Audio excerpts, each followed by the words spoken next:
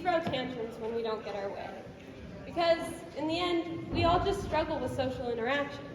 Hi, I'm Grace, and for my internship, I got my Wilderness First Responder certification to take our 6th grade class on their trip to Moab. I also worked for a high school outdoor education class, and while not an actual part of my SLE, I work in a daycare with 3 to 4-year-olds. The one thing that I found was really surprising to me was how all kids and all adults need social and emotional development. Everyone. And today I want you to walk away with the knowledge of the importance of social and emotional learning in every aspect of our communities.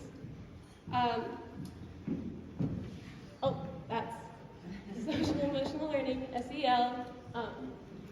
So these are the core competencies of social emotional learning.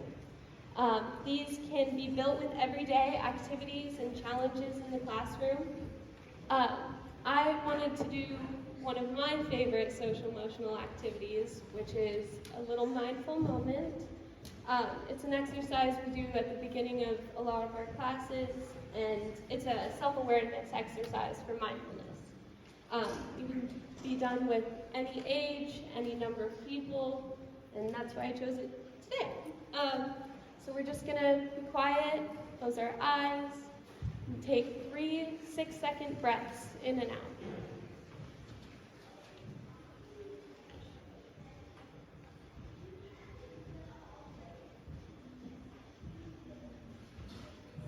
Okay, see, and that helped me.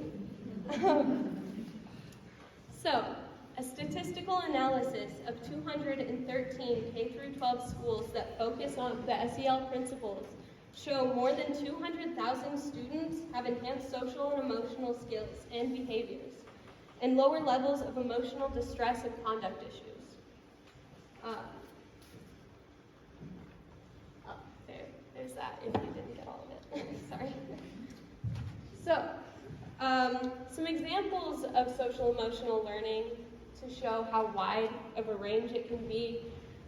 With my preschoolers, we did paper plate emotion masks that we cut in half, or that I cut in half. And then on one side we drew a smiley face, and on the other side we drew a little frowny face. And then later that day, during playtime, we used it to help describe our emotions to our peers, because that can be difficult for the toddlers. But in the high school class that I shadowed in, they did more curriculum-based learning, such as a Jeopardy game for Leave No Trace principles, or we can also just talk about our emotions as a class, or current events that are affecting everyone. In the same statistical analysis that I mentioned, they also found an 11% point gain in academic achievement. Outdoor education is the perfect arena for social and emotional learning because you get away from the distraction and social expectation of our modern lives. To get sad or frustrated opens an opportunity to learn and grow. And when we're physically and emotionally exhausted, we can also learn more about ourselves in those moments.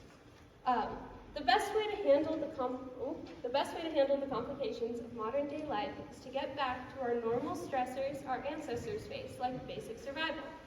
Taking time to care for yourself and others heals our relationships and helps with our perspective of going to school every day. As a woofer, I walked with Eric's 6th grade class.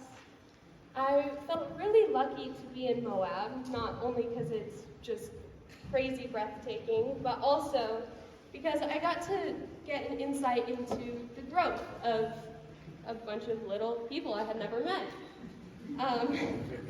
It was pretty crazy because you can see how people change throughout the week.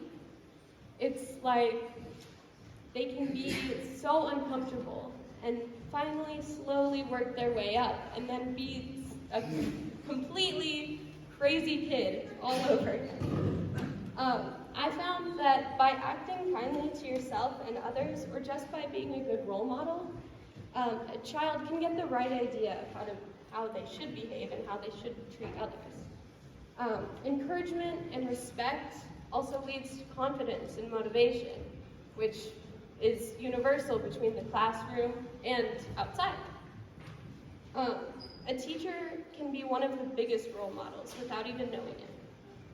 Learning comes when a stressful or difficult situation is handled safely and logically, and when it's explained to the child why you did it that way. High school, social emotional learning can make high schoolers uncomfortable with emotional circles, but then they learn to express themselves when they're still uncomfortable. When we hike a 14er and it pushes us to our absolute physical limit, we learn how to push ourselves, because you have to.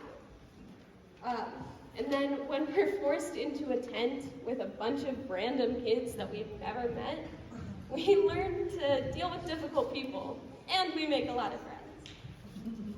The lessons I learned on a trip are applicable at home, and they're important for teens, adults, toddlers, and old people. Our brains continue to crave development through the extent of our lives, and social emotional learning is a great idea for any place a community could be grown. Thank you.